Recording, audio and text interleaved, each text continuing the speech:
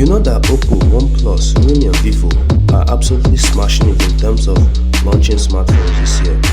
Because if you combine all their launches in the beginning of this year, the tally will pass 100 devices launched, mostly smartphones. And let me be honest, I don't like a lot of them. And I like 90% I don't like hands. So I invest in this one. It's called the f21s. Latest in the introduction to influencing their lost yet I have no idea what is expensive. What was special about this feature? Camera in the